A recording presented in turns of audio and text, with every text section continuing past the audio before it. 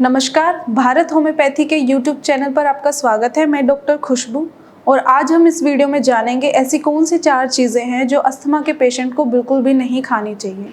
तो सबसे पहले जान लेते हैं अस्थमा के बारे में। अस्थमा एक हमारी रेस्पिरेटरी डिजीज़ होती है। इसके अंदर हमारे जो एयरवेज है, ब्रोंकियल्स हैं, उनमें इन्फ्लामेशन हो जाती है और वो नैरो हो जाते हैं, मतलब उनका साइज़ जो है कम हो जाता है, जिसकी वजह से पेशेंट को सांस लेने में दिक्कत होती है।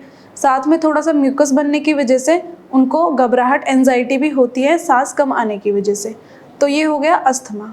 अब अस्थमा में ऐसी कौन सी 4 चीज़ें हैं जो पेशेंट को बिल्कुल नहीं खानी चाहिए, जिसमें से 2 चीज़ें सबसे टॉप पर रहती हैं जो ज़्यादातर लोगों को पता ही होगी। सबसे पहले चावल और दूसरे नंबर पे दही।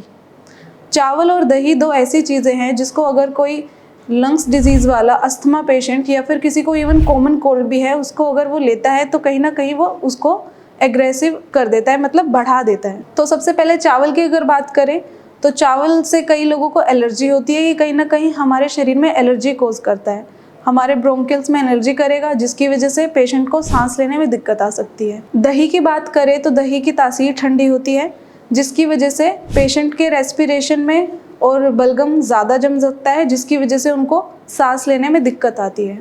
तीसरे नंबर पर आता है हमारा नॉनवेज। अगर एक अस्थमा पेशेंट नॉनवेज को खाता है तो इसकी वजह से उसको काफ़ी प्रॉब्लम हो सकती है, क्योंकि नॉनवेज बेसिकली हमारे शरीर में इन्फ्लामेशन कोज करता है। तो इन्फ्लामेशन होने की वजह से हमारी जो डिजीज़ है वो और ज़्यादा एग्रेसिव हो जाती है, क्योंकि ऑलरेडी इन्फ्लामेशन हो रही होती है डिजीज़ की वजह से हमारे लंग्स में। तो नॉनवेज खाने से उसको और ज़्यादा एग्रेसिवनेस मिलेगी, जिसकी वजह से पेशेंट को सांस लेने में और ज़्यादा दिक्कत हो सकती है। अब चौथे नंबर पर आता है कैबेज। कैबेज यानी कि पत्ता गोभी। पत्ता गोभी एक अस्थमा के पेशेंट को क्यों नहीं खाना चाहिए? क्योंकि कैबेज खाने से गैस फॉर्मेशन और एसिडिटी ज़्यादा होती है।